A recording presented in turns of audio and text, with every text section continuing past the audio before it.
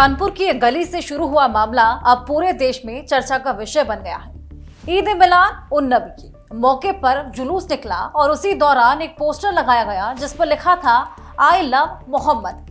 देखने में ये बस एक भावनात्मक संदेश था, लेकिन यहीं से विवाद की शुरुआत हो गई। आरोप लगे कि इस पोस्टर को लगाने वालों ने इलाके में लगे दूसरे धार्मिक पोस्टर फाड़ दिए। दूसरा पक्ष कहता है कि ऐसा कुछ भी नहीं है, लेकिन उनका पोस्टर पहले से वहां लगा था, यानी कि असली विवाद था किसका पोस्टर कहां और क्यों।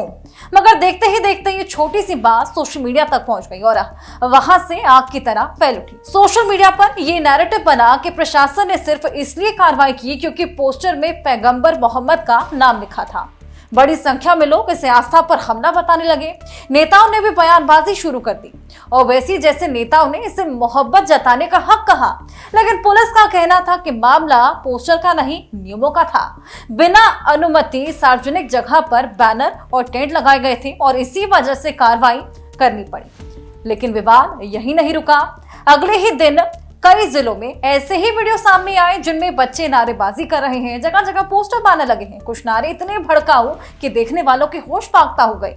उन्नाव में नन्हे बच्चे सर तन से जुदा जैसे नारे लगाते नजर आए।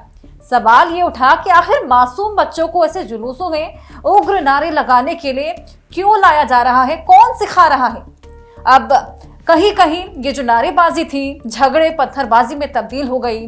त्योहार का माहौल जो कि खुशी भाईचारे का होना चाहिए था, वहां तनाव और डर फैलने लगा। पुलिस अब जांच कर रही है सब किसने आयोजित किया, कहां से आग धधकी, बच्चों की तरह इस तरीके से कौन इस्तेमाल कर रहा है, इसके पीछे आखिर है कौन। क्या ये कोई सोची समझी साजिश है, ये भी सवाल खड़ा होता है। असल सवाल ये भी क्या कि एक पोस्टर सचमुच इतना बड़ा मुद्दा था या इसे बड़ा बनाने की कोशिश की गई।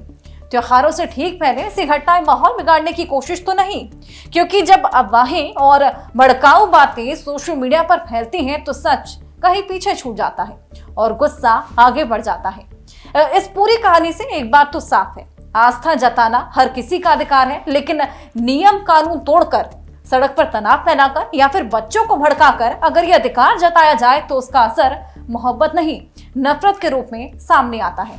अब बात त्योहारों की चली, जिस तरीके से आगामी त्योहार है असली पहचान खुशियों मेल मिलाप की होती है।